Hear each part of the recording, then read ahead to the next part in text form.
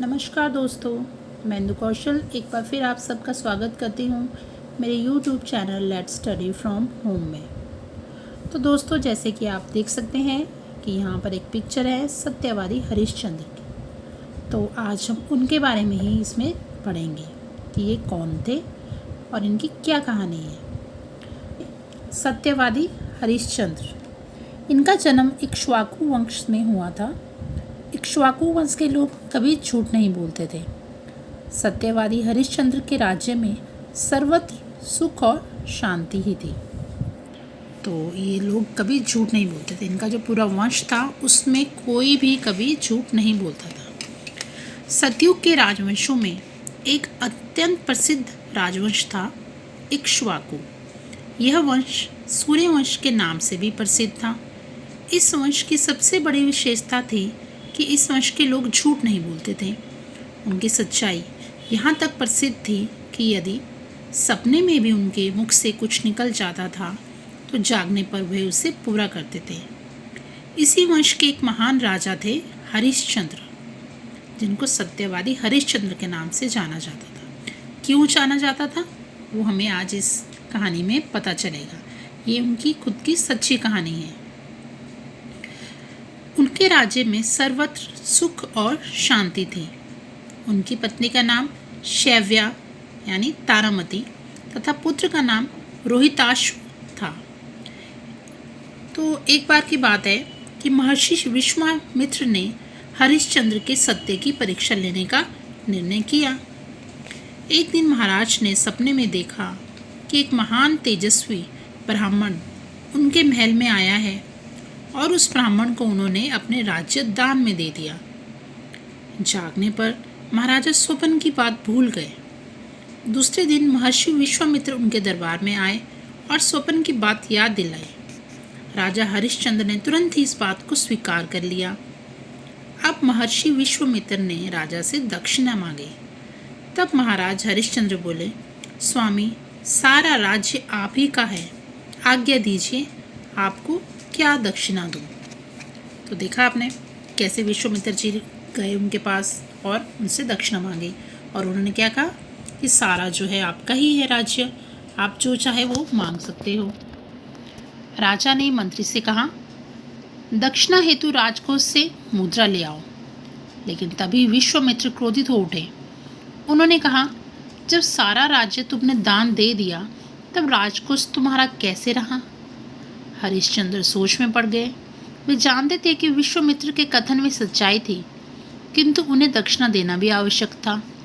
विश्वामित्र जी बोले, दान देकर दक्षिणा में आनाकानी करते हो, मैं तुम्हें शाप दूंगा।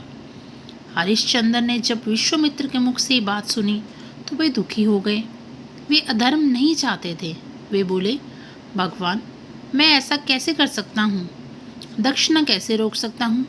सारा राज्य ही आपका है। अब आप मुझे थोड़ा समय दीजिए जिससे मैं आपकी दक्षिणा का प्रबंध कर सकूं।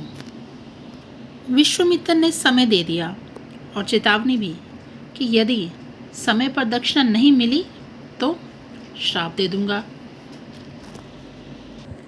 तो अब राजा सोचने लगा कि जब राज्य ही दान में दे दिया है तो मैं इसमें से तो कुछ भी नहीं दे सकता, तो अब मैं कैसे दक्षिणा दूं। तभी उनके मन में विचार आया कि यदि वे स्वयं को बेच दें तभी वे उस पैसे से दक्षिणा दे सकते हैं। महाराज अपनी पत्नी तथा पुत्र सहित राज्य छोड़कर जाने लगे और वे चले गए। वे जाते जाते काशी पहुँचे और गली गली घूमकर अपने को बेचने का प्रयास किया। सारा दिन घूमने के बाद शाम को शमशान के मालिक डोम ने राजा को खरीद लिया। इस प्रकार प्राप्त धन से राजा ने विश्वामित्र की दक्षिणा चुका दी। तारामती, जो उनकी पत्नी थी शैव्या, उनको घर में चौका बर्तन करने का कार्य मिल गया। स्वर्ण सिंहासन पर बैठने वाले राजा अब शमशान का पहरा देते और उनकी जो पत्नी थी तारामती, वह लोगों के घर में चौका बर्तन करती थी। और जो राजा थे वो तो शमशान में पहरा देते थे। जो मुर्दे लेकर आते उनसे कर लेते। लोगों से कर मांगने पर उनकी झुड़कियाँ सुनते तथा मालिक की डांट फटकार भी सुनते किंतु जो कार्य उन्हें सौंपा गया था उसे सत्यता तथा मर्यादा पूर्वक पूरा करते थे। एक दिन रोहिताश्व खेल रहा था। कौन? उनका बेटा रोहिताश्व। दुर्भाग्य से एक सांप ने उसको काट लिया और उसकी मृत्यु हो गई। इस घटना से शैव्या पर मानो दुखों का पहाड़ टूट गया। वह एक नौकरानी थी, उसके पास कुछ भी नहीं था। वह रोहिताश्व को गोद में उठाकर शमशान की ओर चल पड़ी। रात का समय था। शमशान सुनसान पड़ा था। एक दो शव जल रहे थे। हरिश्चंद्र ने नियमानुसार शैव्या से शमशान का कर मांगा। जो उसकी पत्नी थी शैव्या, उसके पास कुछ नहीं था, अतः उसने विनती की। हरिश्चंद्र ने पहचान लिया कि शव उसके पुत्र का है, तब भी उसने नियमों के पालन में कोई ढिलाई नहीं की। उन्होंने शैव्या से भी वही व्यवहार किया जो औरों से करता था। उन्होंने शैव्या से कहा, शमशान का कर तो तुम्हें देना ही पड़ेगा। मैं अपने मालिक से विश्वासघात नहीं कर सकता। उन्होंने शैव्या से कहा, यदि तुम्हारे पास कुछ नहीं है तो अपनी साड़ी ही आधी फाड़ कर दे दो। शैव्या विवश थी, उनके सामने और कोई उपाय नहीं था। उसने अपनी लज्जा रखते हुए साड़ी का एक भाग फाड़ना शुरू किया। तभी आकाश में एक गर्जन हुई। इस गर्जन ध्वनि के साथ विश्वामित्र प्रकट हुए। विश्वामित्र ने हरिश्चंद्र को आशीर्वाद देते हुए कहा, तुम्हारी परीक्षा हो रही थी कि तुम किस सीमा तक धर्म तथा सत्य का पालन करते हो।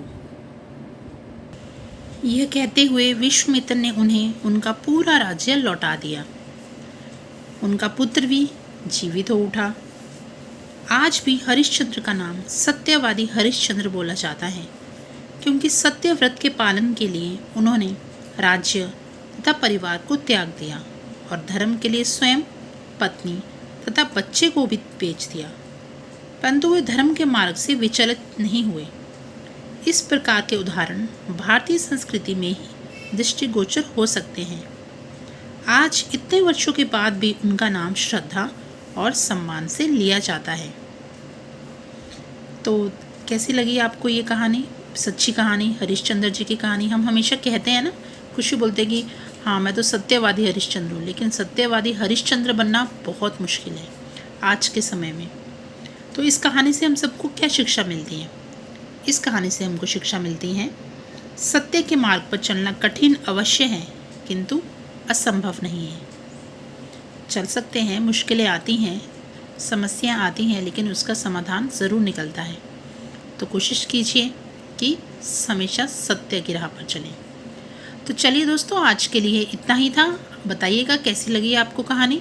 अच्छी लगी है तो लाइक और शेयर किया कीजिए। तो चलिए friends, thank you so much for watching my video. Take care.